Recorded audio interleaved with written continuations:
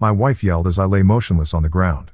Walk it off, stop being a baby, my wife's brother stood smirking while her sister accused me of ruining her birthday. But when the paramedic saw I couldn't move my legs, she immediately called for police backup. The MRI would reveal. Walk it off. Stop being a baby, my wife yelled as I lay motionless on the ground. My wife's brother stood smirking while her sister accused me of ruining her birthday. But when the paramedic saw I couldn't move my legs, she immediately called for police backup. The MRI would reveal. You know that feeling when you walk into a room and immediately know you don't belong? That's exactly how I felt standing on Marissa's pool deck, watching the raindrops still clinging to the fancy outdoor furniture like they were scared to let go. Hell, I didn't blame them. I was scared to let go, too, but not of some overpriced patio chair. I was scared of what this whole damn party represented. The concrete under my work boots was slick, and I kept shuffling toward the edge of the pool area, trying to blend into the background like I always did at these family gatherings. My steel-toed boots felt completely out of place against all the designer sandals and boat shoes scattered around the deck. Everyone else looked like they'd stepped out of some country club catalog. And here I was in my wrinkled khakis and company polo, still smelling like the warehouse from my double shift that morning. Tracy was across the yard. And damn, if she didn't look right at home with her people. She had that laugh going, you know, the one where she throws her head back and shows off those perfect white teeth her daddy paid for. She was clutching some fancy cocktail that probably cost more than I made in a day, standing next to her brother Brent and sister Marissa like they were posing for a magazine spread. The golden children, all three of them with their perfect lives and perfect problems. I should have stayed home. Should have told Tracy I was too tired, too busy, too whatever. But you don't say no to the Hendersons when they're throwing a party. Not if you're married to one of them anyway. Not if you want to keep the peace in your own house. The party was in full swing around me. Kids splashing in the pool. Adults networking over wine and cheese that had names I couldn't pronounce. I recognized most of the faces from previous family gatherings. But recognition doesn't equal belonging. These people knew exactly what I was, Tracy's blue-collar husband who didn't quite fit their mold, the guy who fixed things and moved boxes while they moved money and made deals. I was minding my own business. Really, I was just standing there watching the water ripple in the pool, thinking about how much overtime I'd need to pull to afford the electric bill this month when I saw him coming. Brent, that swagger of his that screamed privilege and entitlement from 50 yards away. He had that look in his eyes, the same one he'd had since the day I married his sister. That look that said he was about to have some fun, and I was going to be the entertainment. Everett. His voice cut through the party chatter like a knife through butter. There's my favorite brother-in-law. Favorite and only. But who's counting? I forced a smile and gave him a nod. Hey, Brent. Hell of a party. You know what this party needs? He was grinning now. That shark-like smile that made my stomach twist. Some excitement. Some real fun. I could feel the eyes on us already. The other guests, sensing something was about to happen, turning to watch like we were the main event. This was how it always went with Brent. He needed an audience for his games, needed witnesses to his dominance. And I was always his favorite target. Come on, Everett, he called out loud enough for everyone to hear. Let's show these people some real fun. I took a step back, my boots scraping against the wet concrete. I'm good, man. Really, just enjoying the party. But Brent wasn't taking no for an answer. He never did. That's when I felt his hand clamp down on my arm. Not friendly, not playful, but possessive, like I was his property to do with as he pleased. No, I said, trying to keep my voice calm, trying not to make a scene. Brent, I'm in my work clothes, man. I don't want to. Don't be such a buzzkill. Tracy's voice cut through my protests like she was scolding a child. She didn't even look up from her conversation, just waved her hand dismissively in my direction. It's Marissa's day, Everett. Stop being so damn dramatic. Dramatic. That was always her word for me when I tried to set boundaries, when I tried to say no to her family's idea of fun, when I didn't want to be the butt of their jokes or the target of their games. Dramatic. Marissa chimed in from across the deck, her voice sharp with irritation. Seriously, Everett, can you just go along with something for once? This is supposed to be my special day. The crowd was watching now. All of them waiting to see what would happen next. Waiting to see if I'd be a good sport or if I'd ruin the party with my drama. The pressure was suffocating, but it was familiar, too. This was how it always went in Tracy's family. You played along with their games or you were the problem. Brent's grip tightened on my arm. See, even the birthday girl wants you to have some fun. Come on, little brother. Little brother. I was 34 years old, but to Brent, I'd always be the little brother who needed to be put in his place. The outsider who needed reminding of where he stood in the family hierarchy. Brent, please, I tried one more time, but my voice was drowned out by his laughter and the encouraging calls from the crowd. Someone shouted, do it. Someone else was already pulling out their phone to record whatever was about to happen. That's when Brent spun me hard, like I was a toy, like I weighed nothing at all. The world tilted sideways and I felt my feet leave the ground. For a split second, I was airborne, completely at the mercy of momentum and gravity and Brent's idea of entertainment. I wasn't a child. I was a grown man with responsibilities and bills and a bad back from years of warehouse work. But in that moment, spinning through the air with the sound of laughter filling my ears, I felt as helpless as a kid being bullied on a playground. The edge of the pool was right behind me. I could see it rushing toward me as I spun. Could see the concrete steps that led down into the water. Hard, unforgiving concrete that didn't care about birthday parties or family dynamics or keeping the peace. This was supposed to be just a joke, right? Just Brent being Brent. Just family fun that I'd laugh about later. That's what Tracy would say afterward. What they'd all say, just harmless fun that went a little too far. But as I felt Brent's hands release me, as I felt myself falling backward toward those concrete steps, I knew this wasn't going to be funny at all. You ever have one of those moments where everything slows down like you're watching it happen to someone else? That's exactly what it felt like when Brent let go of me. 1 second I was spinning through the air like some kind of twisted carnival ride, and the next I was watching myself fall backward in what felt like slow motion. My arms were flailing, trying to grab onto something, anything. But there was nothing but empty air and the sound of people laughing. The laughter was the worst part. Not the falling, not even the fear of what was coming, but hearing all these people finding my terror hilarious. Like my panic was the punchline to some joke I wasn't in on. I could see Tracy from the corner of my eye as I spun. Still holding that damn cocktail. Still wearing that expression like I was embarrassing her just by existing. Her lips were moving, probably complaining to whoever would listen about how I always had to make everything about me. Classic Tracy. Even when I was literally falling through the air, she made it about how it affected her. Time stretched like taffy as I stumbled mid-spin. My work boots trying to find purchase on the wet concrete, but finding nothing but slick surface and gravity pulling me down. My body was completely off balance. Arms windmilling uselessly as I realized with crystal clarity exactly where I was headed. The concrete steps. Jesus Christ. The concrete steps. I'd noticed them earlier when I was trying to stay out of everyone's way. 3 sharp-edged steps leading down into the shallow end of the pool. Expensive-looking stone, probably some fancy Italian marble that cost more than my truck. Beautiful to look at, but hard as hell, and completely unforgiving. My back hit those steps with a sound I'll never forget. Not a thud, not a splash, but a crack. A sharp, definitive crack that seemed to echo across the entire yard like a gunshot. The kind of sound that makes everyone stop talking, even if just for a second. But they didn't stop talking. They didn't even stop laughing. The pain was immediate and absolute. Not like when you bang your shin on a coffee table or stub your toe. This was different. This was my entire world suddenly narrowing down to one single point of agony that radiated out from my lower back like lightning. I tried to suck in air, but my lungs felt like they'd forgotten how to work. I was lying there on those damn steps, half in the pool, half out. My work shirt soaked through and clinging to my skin. The water was warm against my back, but I couldn't feel anything below my waist. Nothing. Like someone had just erased the bottom half of my body. Walk it off, Everett, Tracy's voice cut through the haze of pain and shock. She was actually shouting at me, her voice sharp with irritation and embarrassment. You're embarrassing us. Don't be such a baby. A baby? I couldn't feel my legs, couldn't breathe properly, and she was calling me a baby in front of all her friends and family.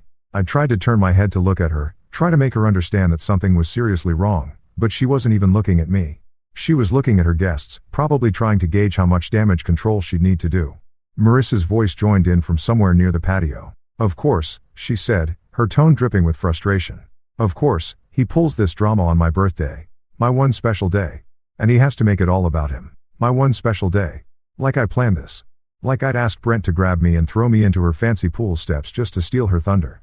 The absurdity of it would have been funny if I could feel anything below my waist. I tried to speak, tried to tell them that something was really wrong, but my voice came out as barely a whisper. I can't move my legs. The words hung in the air for a moment, but nobody seemed to hear them over the sound of their own complaints and excuses. Brent was somewhere behind me, probably trying to figure out how to spin this into another joke. The other guests were starting to drift back to their conversations. The entertainment apparently over. But then everything changed. Samantha, one of Marissa's friends, who I'd barely noticed before, suddenly appeared beside me. While everyone else was bitching and moaning about their ruined party, she was actually looking at me. Really looking with a kind of focused attention that made me realize she wasn't just another country club princess. Hey, she said, her voice calm but urgent as she knelt down next to me. Hey, can you hear me? I nodded, or tried to. Everything felt disconnected, like my head was floating separately from the rest of me. I need you to try something for me, okay? Her hands were moving over my legs, checking for something I couldn't understand. Can you feel this? She pressed down on my shin, then my thigh, then my ankle. Nothing. Absolutely nothing. Can you wiggle your toes for me? I tried. God, I tried so hard. I stared down at my feet, willing them to move, concentrating every ounce of energy I had left on just making my toes twitch. But it was like sending signals to a phone that had been disconnected. The message wasn't getting through. Samantha's face went white. Not pale, not concerned, white. The color drained out of her cheeks so fast. It was like watching someone pull the plug on a bathtub. "Nobody touch him," she said. Her voice suddenly carrying the kind of authority that made everyone stop what they were doing. "Nobody move him at all." The laughter died. Finally, blessedly, the laughter died. "What's wrong with him?" Tracy's voice had changed now, less irritated and more worried. Like maybe she was starting to realize this wasn't just me being dramatic. "This could be spinal," Samantha said, already pulling out her phone. "This could be really, really bad." Spinal? The word hung in the air like a death sentence. I knew what that meant, even through the shock and pain. I'd seen enough movies, heard enough stories. Spinal meant wheelchairs. Spinal meant never walking again. The concrete steps were still digging into my back, but I couldn't feel them anymore. Couldn't feel the warm pool water lapping at my sides. Couldn't feel my legs at all. Just dead weight. Just nothing. The shift in the air was instant. One moment, everyone was treating this like some slapstick comedy routine. And the next, Samantha's voice cut through the party chatter like a scalpel through skin. "Everyone back up." Now, she wasn't asking. She was commanding. And something in her tone made even Brent shut his mouth for once. "I mean it. Get away from him. Nobody touches him. Nobody moves him. Nobody does anything." I was still lying there on those concrete steps feeling like I was watching this whole scene unfold from somewhere outside my own body. The pool water was getting warmer around me. Or maybe I was just getting colder. Hard to tell when half your body has basically gone offline. Samantha was crouched next to me, her hands hovering over me, but not quite touching, like I was some kind of bomb that might go off if she made the wrong move. Her face was dead serious now, none of that polite party smile she'd been wearing earlier. "What's your name?" she asked me, her voice steady and professional. "Everett," I managed to croak out. My voice sounded weird, like it was coming from someone else's throat. "Okay, Everett. I'm Samantha. I'm a paramedic and I need you to listen to me very carefully. You're going to be okay, but I need you to stay very, very still. Can you do that for me?" A paramedic? Thank God. Finally, someone who knew what the hell they were doing instead of just standing around making jokes about my pain. "Can you feel this?" She touched my leg again, pressing firmly against my calf. I stared down at her hand, willing myself to feel something, anything. But it was like watching someone touch a mannequin. I could see it happening, but there was no sensation, no connection between what my eyes were seeing and what my body should have been feeling. "No," I whispered. "Nothing." She nodded grimly and pulled out her phone. But before she could dial, Brent decided to open his big mouth again. "Come on, Sam," he said with that forced laugh that meant he was starting to get nervous. "It was just horseplay, guys. Probably just winded, you know? Maybe pulled a muscle or something." Horseplay. Jesus Christ. He was still calling it horseplay. Samantha didn't even look at him. "Brent, I need you to shut up and step back right now." "Hey, there's no need to be. There's every need." Her voice was ice cold. "You just threw a grown man backward into concrete steps. He can't feel his legs. This is not horseplay. This is a medical emergency. And if you don't get out of my way so I can help him, I'm going to have you arrested for interfering with medical care." That shut him up real quick. Brent's face went from cocky to pale in about 2 seconds flat. Good. Maybe now he was starting to understand that this wasn't just another one of his stupid pranks. Tracy, on the other hand, was still in full denial mode. She came stumbling over, that cocktail still clutched in her perfectly manicured hand like it was some kind of security blanket. "Samantha, don't you think you're being a little dramatic?" She was using that voice, the one she used when she was trying to manage a situation without actually dealing with it. Everett's always been prone to, making things seem worse than they are. He's probably just tired from work. Tired from work? Like exhaustion was what made your legs stop working. "Ma'am," Samantha said without looking away from me, "your husband has suffered what appears to be significant spinal trauma. He has no sensation or movement in his lower extremities. This is not fatigue. This is not dramatics. This is a potential life-altering injury that requires immediate medical intervention." Life-altering injury. The words hit me like another punch to the gut. I knew it was bad, but hearing it spelled out like that by someone who actually knew what they were talking about made it real in a way it hadn't been before. Samantha was already dialing 911, holding the phone to her ear with one hand while keeping the other positioned near me, ready to stop anyone who might try to move me. "This is Samantha Rodriguez, off-duty paramedic," she said into the phone, her voice crisp and professional. "I need an ambulance at 1247 Oakwood Drive. Adult male, approximately 34 years old. Possible spinal cord injury following blunt force trauma to the lumbar region. Patient is conscious and alert but reports complete loss of sensation and motor function in both lower extremities." The way she talked, so calm, so precise, it was both reassuring and terrifying at the same time. Reassuring because finally someone was taking this seriously. Terrifying because the clinical language made it sound even worse than I'd thought. No, do not attempt to move the patient, she continued into the phone. Mechanism of injury was a backward fall onto concrete steps following forceful spinning motion. Yes, I'll stay on the line. Tracy was starting to pace now, her heels clicking against the wet concrete like a metronome counting down to disaster. This is ridiculous, she muttered loud enough for everyone to hear.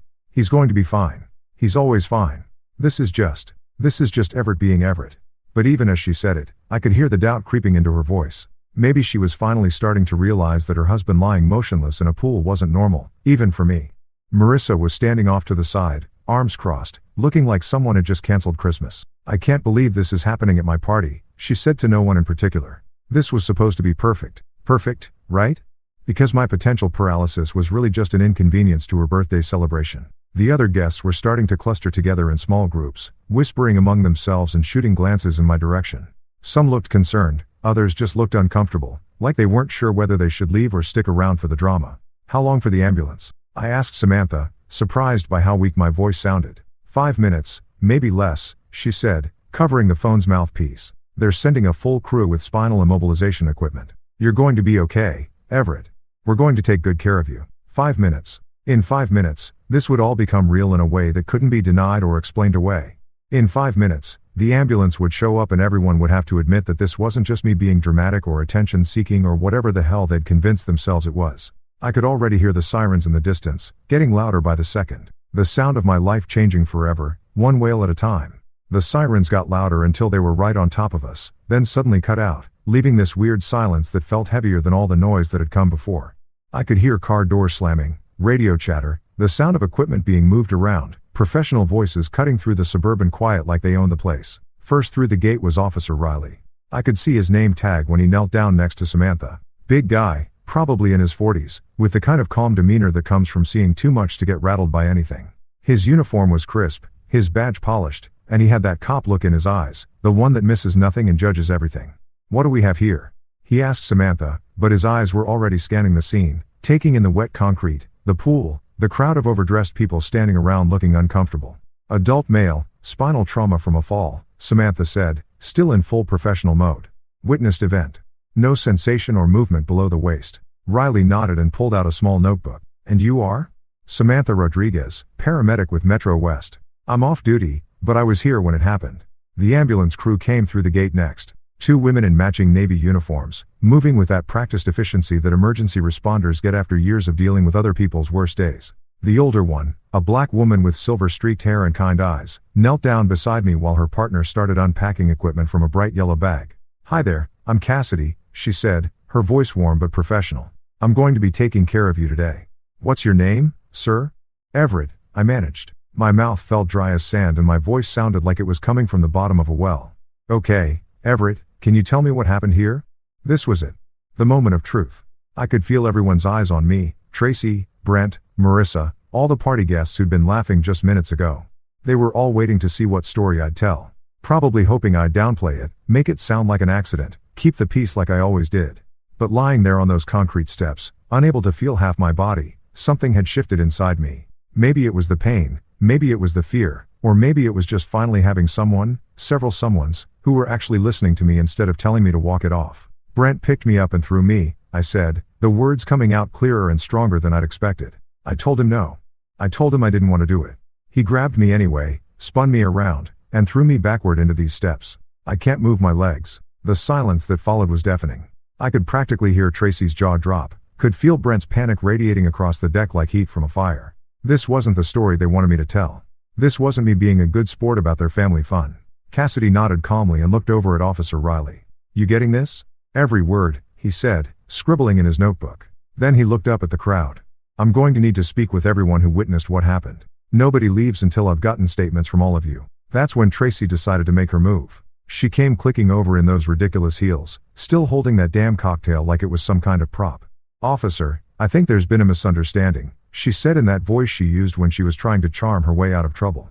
My husband is just. He's been working a lot of double shifts lately. He's exhausted. Sometimes when he's tired, he gets a little confused, you know? Confused? She was actually trying to tell a cop that I was confused about what had just happened to my own body. Cassidy didn't even look at Tracy. She was busy checking my pupils with a small flashlight, testing my reflexes, doing all those medical things that were way over my head. Can you wiggle your toes for me, Everett? I tried. Jesus, I tried so hard. I stared down at my feet, willing them to move, concentrating every ounce of energy I had left, but it was like trying to operate a remote control with dead batteries. The signal just wasn't getting through. No, I said, and the word came out smaller than I'd intended. I can't feel them at all. Cassidy exchanged a look with her partner. One of those professional glances that said more than words ever could. Then she looked over at Officer Riley. We need to treat this as a potential assault with serious bodily injury, she said quietly, but not so quietly that I couldn't hear her. This isn't accidental trauma. Based on the patient's account and the mechanism of injury, this appears to be intentional assault. The word hung in the air like a thunderclap. Suddenly, this wasn't just a family incident or a party gone wrong. This was a crime scene. Brent must have heard it, too, because he started backing away from the group. Now, wait just a damn minute, he said, his voice getting higher and more defensive. It was just fooling around. Guys being guys. He's being dramatic like he always is. Sir, I'm going to need you to stay right where you are, Officer Riley said without looking up from his notebook. His voice was calm, but there was steel underneath it. And I'm going to need you to stop talking until I'm ready to take your statement. This is bullshit, Brent muttered, but he stopped moving. Cassidy was attaching some kind of monitoring equipment to my chest while her partner prepared what looked like a long yellow board. Everett, we're going to get you immobilized and transported to the hospital. I'm not going to lie to you, this is serious, but you're in good hands now, okay? She was radioing into dispatch, her voice professional and urgent. Unit 47 requesting police backup at current location. Suspected assault with bodily injury. Patient is a 34-year-old male with apparent spinal cord trauma following alleged physical assault. Everything stopped. The party guests, Tracy's complaining, even Marissa's birthday drama. It all just froze because those words made it official. This wasn't an accident. This wasn't horseplay. This wasn't me being dramatic. This was assault, and everyone at this fancy pool party was about to become a witness in a criminal case. Officer Riley looked up from his notebook and surveyed the crowd with those sharp cop eyes. Like I said, nobody leaves. This is now an active investigation. The blue lights from his patrol car were still flashing, casting everything in alternating shadows and harsh light, making the whole scene look surreal, like something from a TV crime show instead of a birthday party in suburbia. But it was real. Finally, terrifyingly, completely real. The ambulance ride was a blur of sirens, radio chatter, and Cassidy's steady voice talking me through every bump and turn. They had me strapped to that yellow backboard tighter than a Christmas present. My head immobilized between these foam blocks that made me feel like I was trapped in some kind of medical straitjacket. Every pothole we hit sent a jolt through my body that I could feel in my upper back, but nowhere else. A constant reminder that something was seriously, fundamentally wrong with me.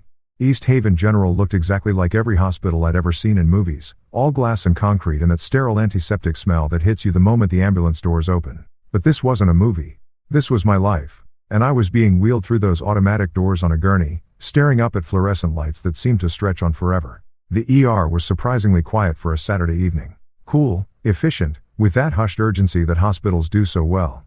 Nurses in colorful scrubs moved around like they had choreographed every step. And everyone seemed to know exactly what they were doing except me. I was just cargo at this point, being transferred from one set of professionals to another like a package being delivered. They wheeled me into a room that smelled like disinfectant and fear. The walls were that hospital beige that's supposed to be calming but just makes everything feel sterile and cold. There was a clock on the wall that ticked loud enough to count off the seconds of my terror and a window that looked out onto the parking lot where normal people were living their normal lives. Dr. Neil Patterson introduced himself while the nurses were hooking me up to various machines that beeped and hummed like some kind of electronic orchestra. He was younger than I'd expected, maybe 45, with graying hair and the kind of calm bedside manner that probably took years to perfect. Everett, I'm Dr. Patterson, he said, pulling up a chair so he could sit at eye level with me. I understand you've had quite an ordeal today. The paramedics filled me in on what happened, but I'd like to hear it from you. Can you tell me about the fall? So I told him again, the whole story. Brent grabbing me, spinning me, throwing me backward onto those concrete steps, the crack I heard when I hit, the way my legs just stopped working. Dr. Patterson listened without interrupting, occasionally making notes on his tablet, nodding in all the right places. We're going to need to get some images, he said when I finished. Starting with an MRI of your spine. I know that sounds scary, but we need to see exactly what we're dealing with before we can make any decisions about treatment. Scary didn't begin to cover it. I'd never had an MRI before, but I'd heard about them. The loud noises, the confined spaces, the way they could see inside your body and tell you things you didn't want to know. But what choice did I have? I couldn't feel my legs, couldn't move anything below my waist. I needed answers, even if those answers were going to destroy my life. The MRI machine looked like something from a science fiction movie. This huge white tunnel that hummed with barely contained energy. They slid me in there like I was being fed to some kind of technological monster. And for the next 45 minutes, I listened to sounds that belonged in a construction site, not a hospital. Banging, whirring, clicking like someone was building a house around my head. I tried not to think about what they might find. Tried not to imagine the worst-case scenarios that kept playing in my head like a broken record. Wheelchair, paralysis, never walking again, never being able to work, to support myself, to be anything other than a burden. When they finally pulled me out of that machine, Dr. Patterson was waiting with another doctor. A woman this time, older with silver hair and the kind of serious expression that makes your stomach drop before anyone says a word. "Everett, this is Dr. Celeste Warren," Dr. Patterson said. "She's our spine specialist and she's been reviewing your images." Dr. Warren pulled up a chair on the other side of my bed and opened a tablet that showed what looked like cross-sections of my back. Black and white images that meant nothing to me, but apparently told her everything she needed to know. "Everett," she said, her voice gentle but direct. "You have a fresh fracture in your lumbar spine, specifically at the L2 vertebra. That's what's causing your current symptoms." A fracture? I'd broken my back. The words hit me like another fall, another crack against concrete. But Dr. Warren wasn't finished. "However, that's not all we found." She swiped to different images on her tablet, pointing to areas that looked damaged, even to my untrained eye. "We discovered 3 older fractures in your spine as well. L4, T9, and T11. These are old injuries, Everett. Some of them appear to be months old, possibly even years." The room started spinning. Not metaphorically, literally spinning like I was back on that pool deck being thrown around by Brent. But this was worse than being thrown. This was my entire past being rewritten in black and white medical images. "Old injuries?" I managed to whisper. "Yes," Dr. Patterson said, leaning forward. "All of these fractures show signs of repeated blunt force trauma. They're in different stages of attempted healing, which suggests they occurred at different times over an extended period." Repeated blunt force trauma. The clinical language made it sound so sterile, so objective. But I knew what it meant. All those times Brent had played with me. All those falls downstairs that Tracy said were just me being clumsy. All those times I'd hit walls or furniture during his games and been told I was being dramatic when I complained about the pain. My spine had been keeping score this whole time. Every shove, every throw, every accident that wasn't really an accident. It was all there in those MRI images, documented in bone and tissue like a medical rap sheet.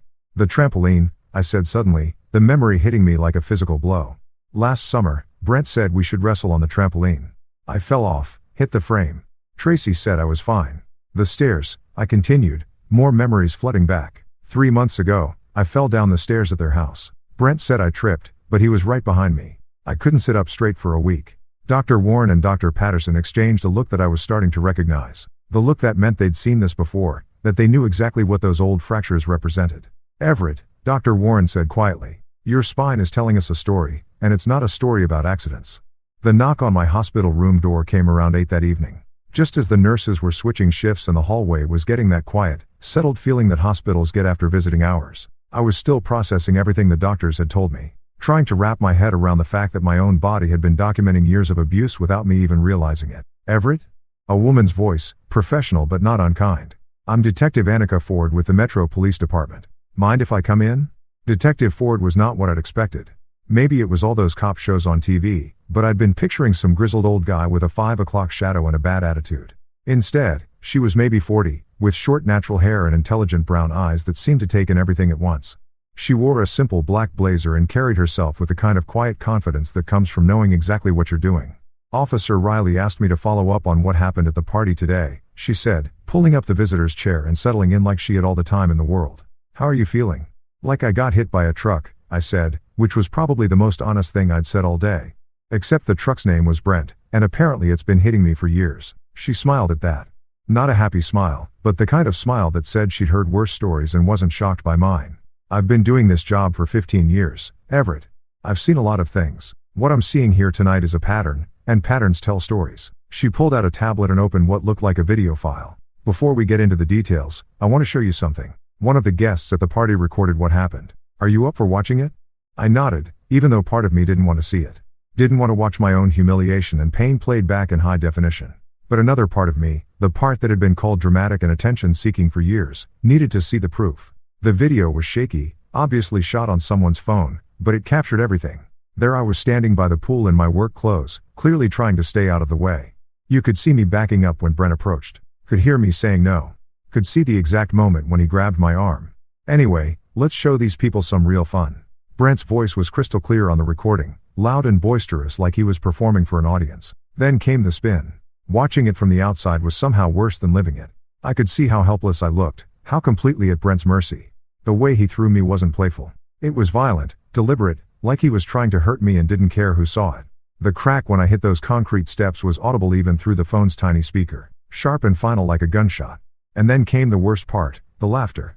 So much laughter while I lay there unable to move. "Stop being such a baby." Tracy's voice cut through the recording, dripping with contempt and embarrassment. You could see her in the background, rolling her eyes, more concerned about what the other guests thought than about her husband lying motionless in the pool. Detective Ford paused the video. "What do you see when you watch this, Everett?" "I see assault," I said, surprised by how steady my voice sounded. "I see my brother-in-law attacking me while my wife stood by and let it happen. That's exactly what I see, too." She made some notes on her tablet. "Officer Riley told me you mentioned this wasn't the first time something like this had happened. The doctors showed me your MRI results. 3 old fractures, all consistent with the kind of trauma we just watched. So I told her everything. The trampoline incident where Brent had wrestled me off the edge and I'd hit the metal frame hard enough to crack a rib, though we hadn't known it was cracked at the time because Tracy convinced me I was being dramatic about the pain.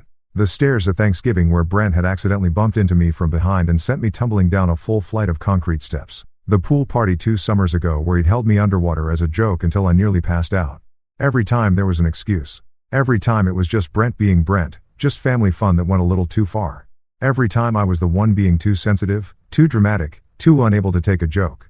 "What about your wife?" Detective Ford asked. "What was her reaction to these incidents?" That was the hardest part to talk about because while Brent was the one physically hurting me, Tracy was the one who made sure I never fought back, never complained, never stood up for myself. She was the one who convinced me that this was normal, that this was just how her family showed affection. "She always took his side," I said. "Always. If I complained about getting hurt, she'd tell me I was embarrassing her. If I tried to avoid his games, she'd say I was being antisocial. She made me feel like I was the problem for not wanting to be thrown around by her brother." Detective Ford nodded like she'd heard this story before. "That's called enabling, Everett. And in some jurisdictions, it can be considered a form of abuse itself. Your wife had a duty to protect you and instead she participated in a pattern of harm that went on for years." A pattern of harm.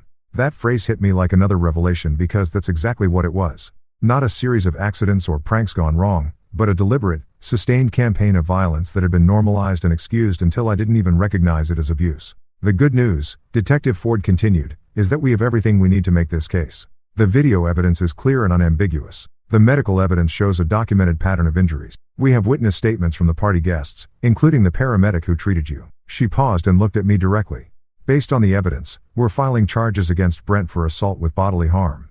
Given the severity of your injuries and the pattern we've uncovered, we're also looking at charges of aggravated assault and potentially domestic violence by proxy." "What about Tracy?" I asked. "That's more complicated, but we're building a case for spousal neglect and obstruction of justice. She actively prevented you from seeking help for previous injuries and created an environment where the abuse could continue unchecked." I felt something I hadn't felt in years: validation. Someone with authority was finally telling me that what had happened to me was wrong, that I wasn't being dramatic or oversensitive, that I deserved better than being used as entertainment by my wife's family. "What happens now?" I asked. Detective Ford closed her tablet and stood up. "Now we make sure this never happens to you again. And we make sure Brent faces consequences for what he's done, not just today, but for years." She handed me her card. "If you remember anything else, any other incidents, call me.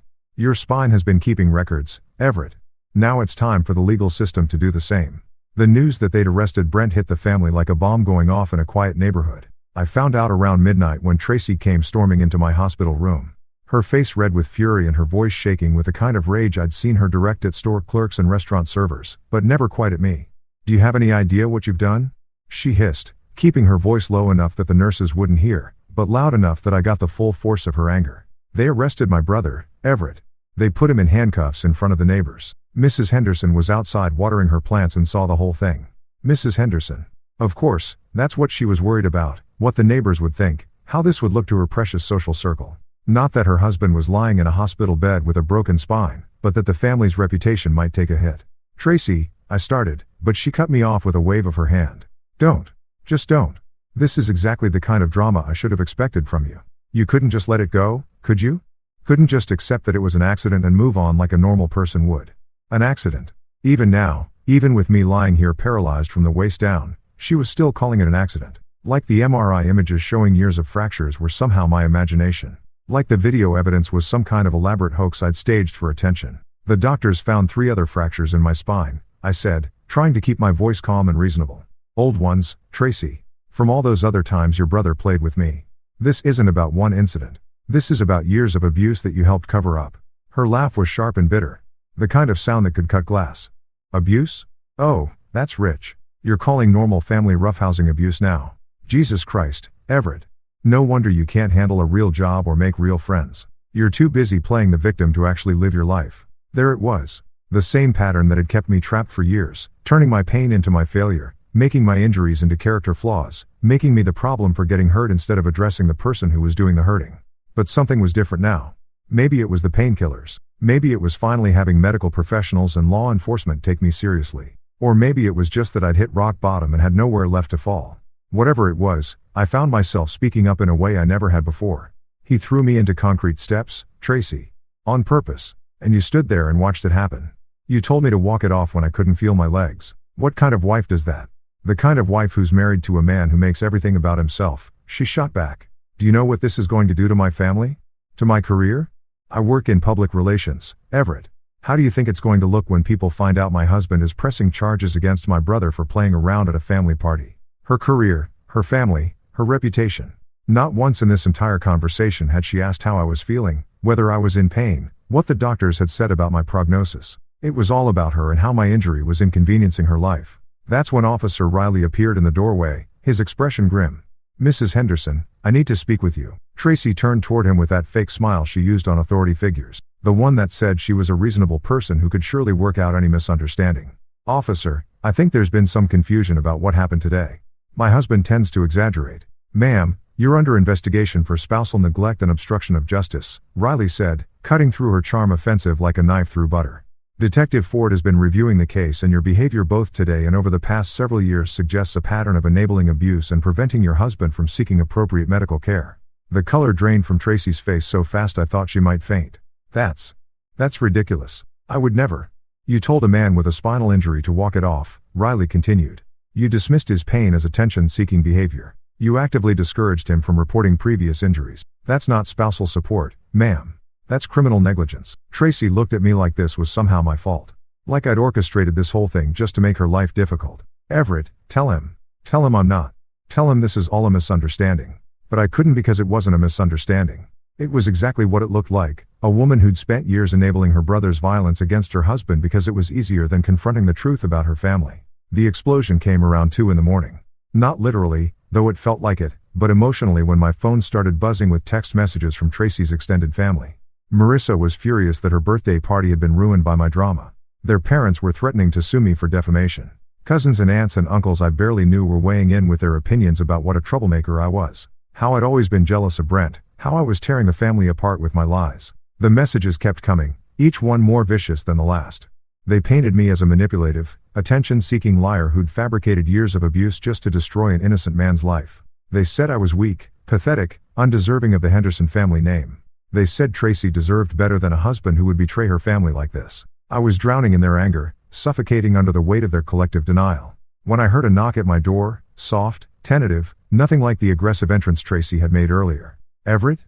The voice was familiar, but distant, like hearing someone calling your name from the other side of a lake. It's Talia.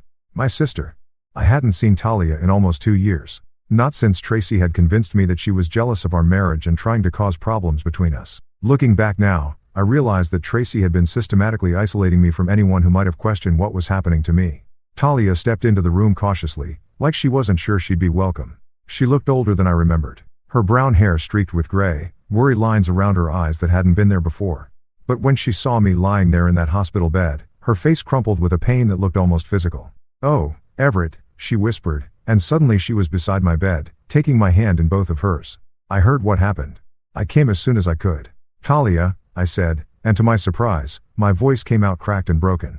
"I'm so sorry for everything, for staying away, for not calling, for..." "Stop," she said firmly. "You don't apologize to me. I should have tried harder to stay in touch. I should have seen what was happening. I always knew something was off about Tracy, about that whole family, but I didn't know how bad it was." She pulled her chair closer to my bed and leaned forward, her eyes intense and focused. "I want you to know something, Everett. I never stopped loving you. I never stopped worrying about you. And I never believed for 1 second that you deserved the way they treated you. For the first time in years, maybe for the first time since I'd married Tracy, someone from my family was telling me that I mattered, that I was worth protecting, that I deserved better than what I'd been getting. And for the first time since this whole nightmare started, I cried. The surgery came 3 days later. Dr. Warren explained it like she was talking about fixing a car engine, rods and screws and fusion procedures that would stabilize my spine and hopefully give me the best shot at walking again.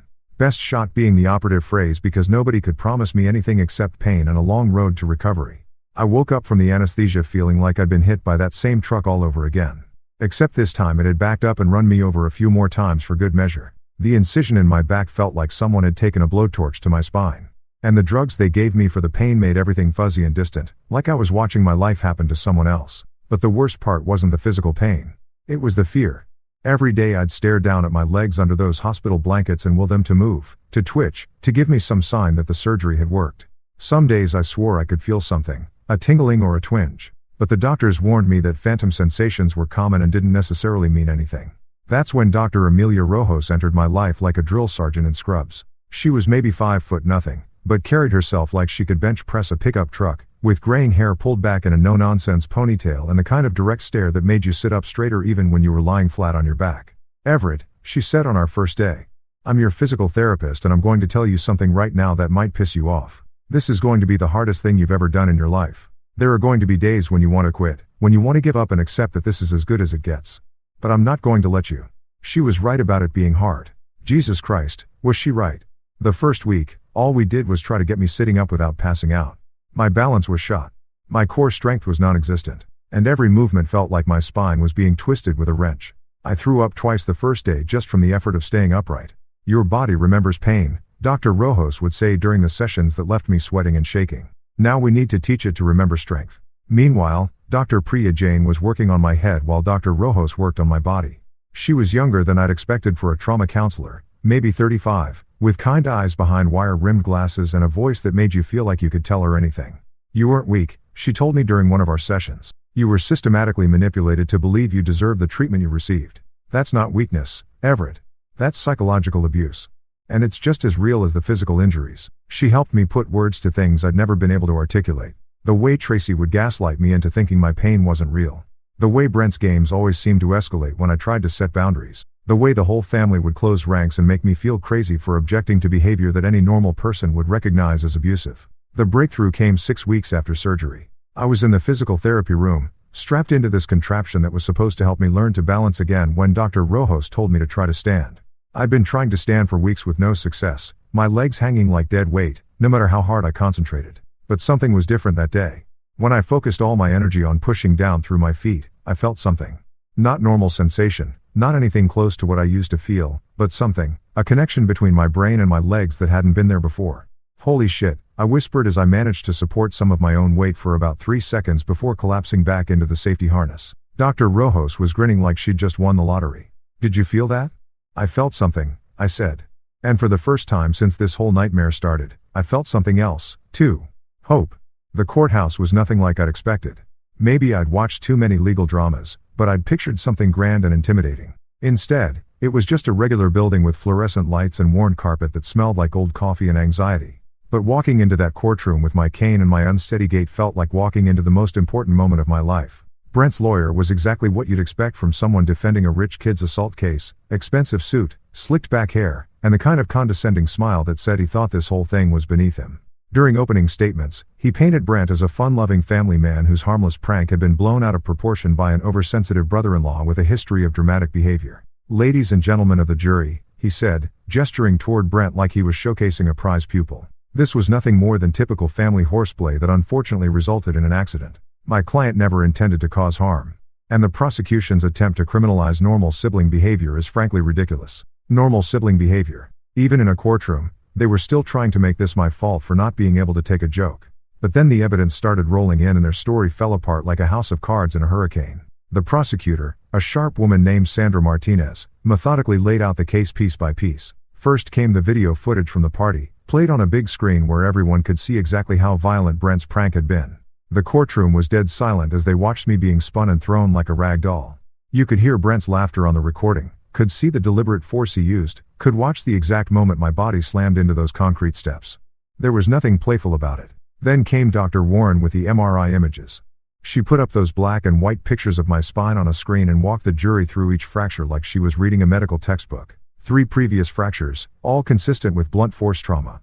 L4, T9, T11. These injuries occurred over a period of several years and show a clear pattern of repeated abuse. When it was my turn to testify, I was terrified my voice would shake or I'd stumble over my words.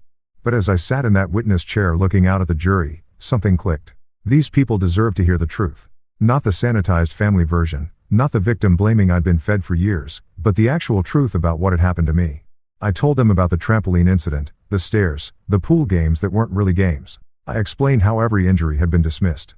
Every complaint had been turned back on me as evidence of my weakness or dramatic nature. Brent didn't just hurt me the day at the pool, I said, my voice steady and clear.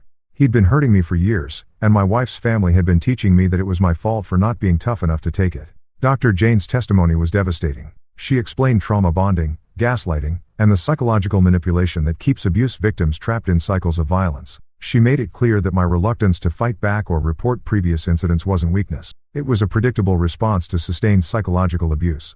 The jury deliberated for less than 3 hours. When they read the verdict, guilty on all counts, Brent's face went white. His lawyer immediately started talking about appeals, but the judge wasn't having it. Mr. Henderson, Judge Patricia Monroe said, looking directly at Brent, you have shown a pattern of violence toward your brother-in-law spanning several years. Your actions were deliberate, calculated, and resulted in serious bodily harm. This court sentences you to 5 years in state prison. Tracy got 18 months probation and court-ordered counseling for enabling abuse. As they led Brent away in handcuffs, Judge Monroe's closing words echoed through the courtroom. You mocked his pain, dismissed his suffering, and treated him as less than human. But he survived your cruelty, and now justice has been served. 18 months later, I'm standing in my own kitchen making coffee in my own apartment, and I still can't quite believe this is my life now. The place isn't much, a 1-bedroom in a decent neighborhood with hardwood floors that creak when I walk and windows that actually let in sunlight, but it's mine.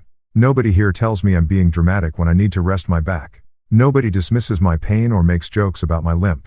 The limp is permanent, according to Dr. Warren. Some days it's barely noticeable. Other days I need the cane to get around without looking like I'm drunk. But I'm walking, against all odds. Against the initial prognosis that had me preparing for life in a wheelchair. I'm walking on my own 2 feet. The job at the Metro Men's Outreach Center started as volunteer work.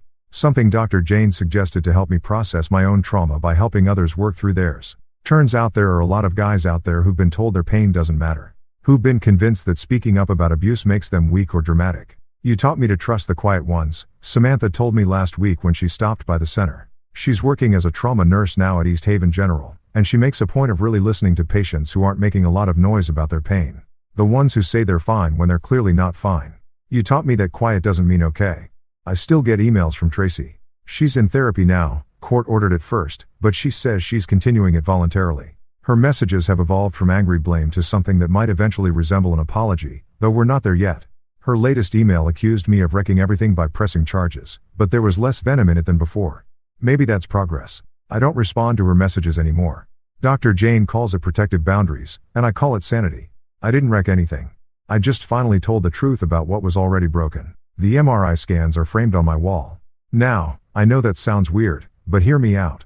Those black and white images of my fractured spine aren't just medical records. They're proof. Proof that I wasn't making it up, wasn't being dramatic, wasn't weak for not fighting back. Every crack in those vertebrae is documentation of survival. Sometimes people ask me if I'm angry about the years I lost, the pain I endured, the family that threw me away rather than acknowledge what they'd done to me. The honest answer is that some days I am angry, but mostly I'm just grateful. Grateful that Samantha knew what she was looking at when I couldn't move my legs. Grateful that Dr. Warren could read the story my spine was telling. Grateful that Detective Ford believed me when I finally found the courage to speak up. I was told to walk it off, to stop being a baby, to quit making everything about me. Now I walk on my own terms, at my own pace, toward a future I'm building for myself. Every step I take is proof that they were wrong about me. My spine may have been broken, but my voice is whole now, and that makes all the difference.